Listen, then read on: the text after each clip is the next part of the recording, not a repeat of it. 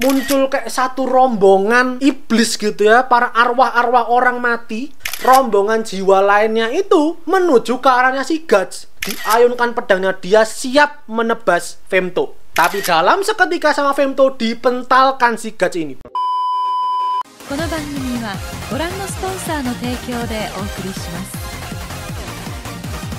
Oke, saya kembali Sound Speak. Ini hari Sabtu, mari kita lanjutkan dongengin Berserk-nya, yang mana melanjutkan dari part kemarin di mana para God Hand muncul di hadapannya Guts. Silahkan di like, share, dan subscribe kalau ingin pembahasan kali ini. Jangan lupa di follow Instagram Sound Speak. Mari kita mulai ceritanya.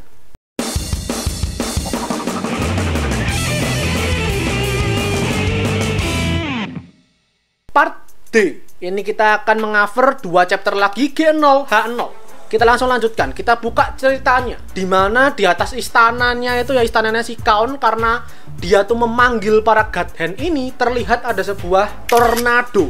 Ada pusaran angin besar, gelap gitu ya, dan itu satu kota. Semua orang ngelihat tiba-tiba ada fenomena kayak gini. Di dalam istananya tentu si Kaon, si Guts, dan semuanya itu berada di dimensinya iblis, dimensinya God Hand. Dan kita melihat Guts untuk pertama kali akhirnya menemui mantan temannya, si Griffith alias Femto.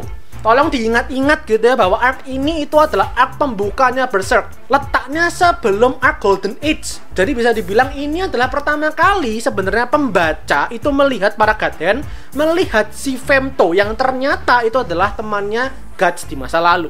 Si Guts memanggil namanya gitu kan, Griffith, dengan kemarahan, dengan kesal. Dan itu Puck bingung, ini siapa yang dipanggil Griffith gitu kan. Tapi kemudian para God Hand-nya ini yang dipimpin sama si Void, Archangel Void, mereka tuh bilang ke si Kaon, mereka itu sudah terpanggil kemari, datang kemari atas takdir, atas permintaan, raungan, doanya si Kaon ini tadi, dimana Kaon meminta supaya dia itu bisa tetap hidup. Karena itulah kami terpanggil kemari. Si Kaonnya kemudian bilang, ini kan bagai malaikat gitu ya, ini kan para kasta tertingginya iblis itu kan mereka. Dia bilang untuk si Void, minta tolong dong, kabulkan permohonanku, tolong habisi, tolong bunuh ini si Kuroikenshi, si Guts ini. Tapi itu tidak diiyakan sama para God Hand. Si Void bilang, gak bisa, karena kami terpanggil kemari itu karena permohonan kamu, keinginan kamu supaya kamu itu tidak mati. Sebatas kamu gak mau mati, dan kamu itu gak punya dendam kesumat, gak punya kebencian terhadap si orang ini tadi. Dan karena kamu gak punya perasaan itu, kami gak akan mengabulkan permohonan kamu. Tapi terus si Kaonnya mohon lagi gitu kan, masa nggak dibolehin sih, masa nggak dikabulin sih? Dia ini yang dijuluki sebagai Kuroikenshi, sudah membunuh begitu banyak apostle. Tapi pihak God Hand menjawab lagi, kematian para cecunguk kayak gitu, cuman para pengikut-pengikut kecil, iblis-iblis lemah kayak gitu, itu nggak penting buat kami. Mereka ya cuman pelayan aja, mati ya udah, biarin aja. Dan si Femtonya bilang, Kuroikenshi kamu bilang, Black Swordsman, manusia kayak dia itu, dia nggak kami gubris. Keberadaannya itu di bawah notisnya kami. Si Guts mendengar hal itu, dengan badan masih sempoyongan, luka di mana-mana, patah di mana-mana, dia angkat pedangnya dia. Dia jalan maju naik gitu kan ke atas tangganya si Femto itu tadi, dan begitu mendekat, tanda di lehernya itu ya, kalau semisal iblisnya masih cecunguk-cecunguk aja, kata si Femto itu rasa sakitnya ya mungkin cuman kayak ditusuk jarum lah. Tapi kalau udah menghadapi God Hand, iblis kelas atas, rasa sakit di leher kamu itu bakal bisa bikin kamu mati. Dan si Guts-nya bener-bener karena kesakitan di lehernya itu berdarah-darah, moncrot darahnya, dia akhirnya tepar. Dia udah mau pingsan gitu kan, mau tumbang, tapi karena kegigihannya, kebenciannya, segitu pengen membalaskan kematian teman-temannya, segitu bencinya sama Griffith, dia berdiri lagi, tegak lagi, diayunkan pedangnya, dia siap menebas Femto.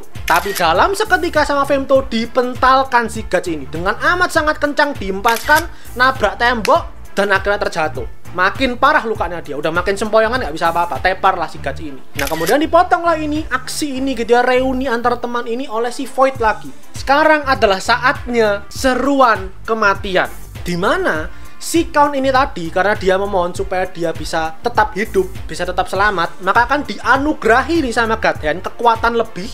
Tapi tentu ada harga yang harus dia bayar, ada tumbal yang harus dia belikan. Nah si Kaonnya bilang ya itu aja, si Kuroikenshi itu aja yang jadiin tumbalku. Tapi sekali lagi pihak God Hand menolak. Mereka bilang nggak bisa, karena si Guts itu tadi, itu satu sudah punya tanda Kedua, dia tuh bukan musuh kamu. Kayak yang tadi aku bilang, kamu aja nggak punya rasa benci, nggak punya rasa dendam sama dia. Jadi nggak akan bisa. Dan yang ketiga, syaratnya adalah orang yang memang amat sangat kamu sayangi, yang merupakan bagian dari diri kamu. Itulah yang baru bisa dijadikan tumbal. Karena dengan menjadikan dia tumbal, otomatis kamu akan meninggalkan kemanusiaan kamu sampai ke sisa-sisanya. Dan dengan begitu kamu bisa menerima kekuatan besar dari iblis ini. Si Kaun yang nggak mengerti harus nunjuk siapa gitu jadiin tumbal, akhirnya tersentak ketika Femto menunjuk Teresia, putrinya. Teresia inilah, karena kan ini orang yang disayang sama si Kaun ini kan memang bagian dari dirinya, putrinya dia sendiri, maka dialah yang harus dikorbankan. Tapi si Kaun menolak gitu kan, si Kaunnya bener-bener sayang, janganlah gitu, maksudnya bisa yang lain nggak, siapapun boleh, tapi tolong jangan Teresia, tolong jangan putriku. Nah, salah satu anggota God Hand, si Ubik, dia itu bilang, nggak usah berlebihan lah, nggak usah terlalu kesel, nggak usah lebay gitulah. Kayak yang dulu kamu lakuin, gampang kan kayak dulu itu. Si Teresia bingung gitu kan, maksudnya apa? Kayak dulu itu apa maksudnya? Maka ditunjukkanlah kilasan, kita dilihatkan flashback origin story-nya si Kaun ini. Di saat dia masih seorang manusia bangsawan bernama Slug Baron, ya dia itu bangsawan yang bijaksana, yang baik gitu ya. Dia punya istri, dia punya putrinya, hidupnya dia adem ayem semua. Tapi di daratan itu banyak sekali orang-orang kafir, orang-orang penyembah berhala. Maka si Kaun beserta pasukannya dia itu rajin banget memburu dan menghabisi para orang-orang kafir ini tadi. Saking seringnya dia keluar gitulah ya untuk memburu ini tadi, akhirnya suatu hari ketika dia pulang, dia kembali, dia kaget karena dia menyaksikan istrinya sendiri ternyata adalah penyembah berhala. Di situ si istrinya dengan begitu banyak orang telanjang dan party seks. Entah kenapa penyembah berhala tuh selalu harus gitu ya, selalu ada seks partinya gitu perasaan. Pokoknya gitulah, yang mana tidak bisa aku tunjukkan gambarnya karena nanti dolar kuning. Dan akhirnya si Kaun kesel, marah dong, karena dia sibuk ngebasmi yang di luar itu, para kafir di luar, tapi ternyata istrinya sendiri, orang yang dia cintai, ternyata penyembah berhala juga. Itu segitu banyak orang, teman-teman si istrinya ini ya, pengikut sekte sesatnya ini, dibunuh semua, dihabisi semua, bersimbah darah satu ruangan, tinggal menyisakan satu orang yang belum dihabisi sama si Kaun. Dan itu tentu istrinya sendiri. Si Kaun dilema, nggak bisa rasanya ngebunuh istrinya. Meskipun si istrinya ini udah dengan tangan terbuka, ayo kalau mau bunuh silahkan. Tapi si Kaun ragu-ragu, Kaun kesel, Kaun sedih segala macam gitu kan. Dan melihat bahwa istrinya tersenyum gitu sebagai tanda kalau dia menikmati tindakan sesat ini, itu si Kaun makin ancur rasanya. Kayak dia pengen udah aku aja lah yang mati gitu. Aku pengen bunuh diri aja lah gitu. Saking putus asanya dia. Tapi di situ dia sadar di sebelahnya dia itu ada meja. Di meja itu ada Behelit. Behelitnya aktif, mendengar permintaan atau keputusasaannya si Kaun ini tadi, memanggil para God Hand yang waktu itu cuma berempat. Dan disitulah akhirnya si Kaun memohon nih pada God Hand ini tadi, aku nggak mengerti kalian siapa, mau kalian Tuhan, mau kalian iblis, tolong kabulkan permintaanku. Akhirnya si Kaun berubahlah menjadi apostle, menjadi iblis, di mana dia nggak akan merasakan lagi penderitaan dan kesedihan. Dan di situ orang yang dijadikan tumbal sama Kaun supaya dia bisa berubah jadi iblis adalah istrinya sendiri.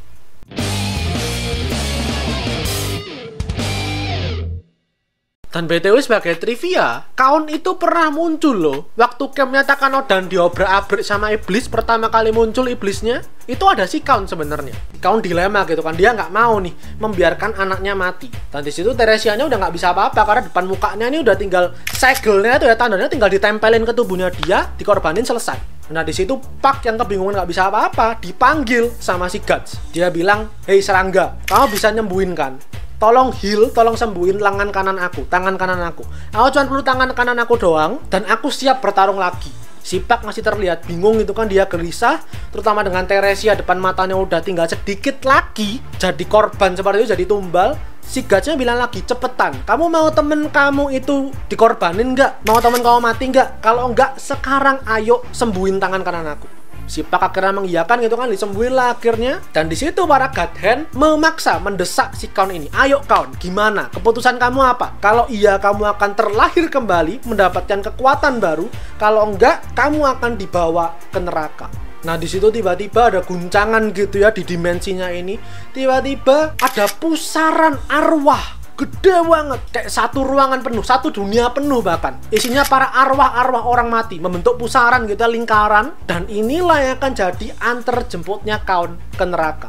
Para Godhand bilang tuh, kalau kamu nggak mau, maka jiwa kamu itu yang mana sudah tercemar dengan iblis bakal dibawa, bakal ditarik langsung masuk ke neraka dan menjadi salah satu arwah atau jiwa di pusaran itu tadi. Kaun makin terdesak, makin dilema, makin bingung. Dia nggak mau.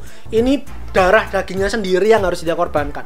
Tapi di sisi lain dia juga nggak mau tuh mati dibawa masuk ke pusaran arwahnya itu. Di situ dia ngeliat si Teresianya menangis, dan di situ dia teringat dengan masa lalunya dia, keluarganya dia yang amat sangat dia cintai. Nah, karena udah kelamaan para Godhand akhirnya udah selesaiin aja. Tandanya tadi yang mau ditempelin ke Teresia itu hilang akhirnya. Dan tentu karena Kaun tidak mau mengorbankan putrinya, dialah yang akan dikorbankan. Seperti tadi yang dibilang, dari pusaran iblis itu tadi muncul kayak satu rombongan iblis gitu ya, para arwah-arwah orang mati, panjang banget, meliuk-liuk semuanya, tengkorak semuanya, mendatangi, menjemput arwahnya atau jiwanya si Kaun. Di situ si Puck nyadar bahwa di salah satu arwahnya ini ada Pak Tua Vargas, ada jiwanya dia. Kaun yang udah nggak bisa apa-apa gitu kan, cuman seonggok daging menjijikkan gitu doang, gak bisa ngapa-ngapain. Akhirnya dibawalah jiwanya, ditarik keluar, jiwanya ditarik, dan di situ dia berharap dia nggak mati, masih bisa hidup dengan putrinya dia, dengan Teresia, tapi tentu nggak bisa apa-apa. Itu adalah hukum ilahi, sebuah takdir yang nggak bisa dia ingkari, dia lewati karena sudah berurusan dengan iblis. Dibawalah akhirnya si Kaun ini, tapi kemudian Puck sadar kalau yang berurusan sama iblis di sini itu nggak cuman Kaun doang. Si Guts juga berurusan sama iblis. Dia punya tanda di lehernya. Dia harusnya dikorbankan, dia harusnya mati. Dan bener aja, rombongan jiwa lainnya itu menuju ke arahnya si Guts. Si Guts dengan seluruh jiwa raganya dia ditarik gitu kan, udah mau diangkat, dibawa masuk ke pusarannya itu tadi. Tapi dia sadar ada si Femto dengan para Godhand. Maka setidaknya dia merasa sebagai serangan terakhir. Dia nyiapin meriam di tangan kirinya dia, dan itu ditembakkan langsung ke arahnya si Griffith, si Femto. Tapi Femto dengan kekuatan maha dahsyatnya dia itu, meriamnya belum nyampe badannya dia udah meledak. Seakan-akan ada barrier gitu lah, ada sebuah tameng, dan tentu akhirnya Femto nggak kena. Nggak cuma nggak kena, mereka pun menghilang. Femto dan para Godhand lainnya akhirnya pergi.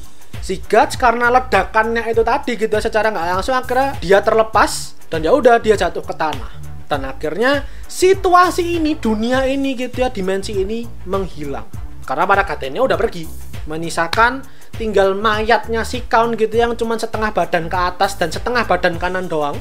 Guts yang udah patah tulang di mana-mana, udah terluka di mana-mana. Puck yang bingung dengan keadaan sekarang, dan Teresia yang menangis karena harus menerima semua kejadian ini bertubi-tubi begitu aja.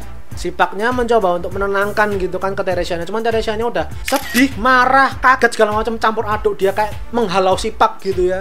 Dan dia ngerasa putus asa banget dalam hidupnya. Dia bilang, buat apa aku keluar ruanganku untuk menghadapi hidup yang kayak gini. Dia nggak bisa percaya dengan semuanya, nggak bisa memproses gitu loh. Kalau ayahnya ini dulu mengorbankan mamanya, dan ayahnya pun berubah jadi iblis, dan sekarang ayahnya pun dibawa ke neraka. Dia nggak bisa memproses itu semua, dan dia bilang ya dia pengen mati. Aku pengen mati aja kalau kayak gini. Si Guts dengan sempoyongan gitu kan, dengan bermodal pedang raksasanya dia, bilang tuh ke Teresia, monggo silahkan. Kalau mau mati, di sebelah kamu itu ada pisau. Ambil aja, silakan bunuh diri kamu, supaya semua kesedihan, kekhawatiran kamu lenyap, sirna semua. Silakan mati aja, toh kamu anak baik-baik kan, paling juga langsung masuk ke surga kok. Atau mungkin kamu mau ke neraka biar ketemu sama ayah ibu kamu, boleh, silakan, terserah kamu. Kalau kamu sudah menyerah dengan hidup, akhiri aja. Teresia kaget mendengar hal itu, apalagi Puck gitu kan. Pucknya makin kesel, digampar tuh si Gutsnya dengan tangan kecilnya itu kan, dan si Pucknya bilang, kamu tuh nggak ada hati banget gitu sih. Teresia tuh kehilangan segalanya gitu loh barusan. Tapi akhirnya si Teresianya bener-bener ngambil pisaunya tadi, udah mau disilet gitu ya ke tangannya dia, sedikit lagi, tapi tiba-tiba tempat duduknya si Teresia ini yang di lantai itu kan, itu runtuh tiba-tiba, jatuh semua. Di situ Guts awalnya nggak peduli, tapi insting kebaikannya tuh berjalan tiba-tiba gitu ya. Dia langsung sodorin pedangnya dia buat nangkep si Teresia. Dan si Teresianya menggenggam pedangnya itu tadi. Dan namanya pedang itu tajam gitu ya, tangannya Teresia berdarah. Tapi di situ Teresianya teriak gitu kan, dia nangis. Bisa dibilang ya si Teresianya sebenarnya nggak pengen mati juga. Maka si Guts langsung narik pedangnya dia, diangkat gitu kan, Teresianya pun diangkat, dan ya udah nggak jadi jatuh lah akhirnya. Setelah aman, si Guts kemudian mengambil Behelitnya, sedangkan Teresianya masih dengan sesenggukan. Sekarang malah tangannya luka gitu kan, tangannya berdarah. Dia menyalahkan si Guts, dia dendam tuh sama Guts. Dia bilang, hidupku nggak akan kayak gini kalau nggak karena kamu. Semua jadi kayak gini gara-gara kamu datang dan mengobrak-ngabrik istana ini. Aku pasti bakal ngebunuh kamu. Dengan sedih, dengan mata yang tajam gitu ya, Teresia bilang seperti itu ke Guts. Dan si Gutsnya bilang, silakan nggak apa-apa. Kalau kamu mau bunuh aku siap kapanpun, dimanapun, datang aja, silakan bunuh aku. Dan setelah itu, Guts pun pergi. Gutsnya cabut gitu kan dengan sempoyongan, dan tentu diikuti oleh Puck. Ketika Pucknya ngelihat ke arah Guts, di situ dia kaget karena Gutsnya meneteskan air mata. Tapi si Guts langsung menyeka air matanya dia, sekali lagi dengan wajah penuh tekad, penuh ambisi, dan dengan pedang raksasanya dia sekali lagi berjalan ke dunia luar. Dan itulah akhir dari arc Black Swordsman. Itu aja untuk kali ini. Nggak terasa kan dia 1 bulan 4 part A sampai D. Kelar-kelar juga gitu akhirnya. Semoga menghibur dan menyenangkan. Silahkan di like video ini. Kalau kalian ingin pembahasan kali ini, jangan lupa berkomentar, di share teman kalian. Dan terakhir, jangan lupa di follow Instagram Soundspeak dan subscribe. Buat kalian yang nikmati banyak konten anime dan manga dari channel Soundspeak. Karena anime dan manga itu yang aku suka dan kalian suka. So, see you guys in the next video. Itadashi minasan.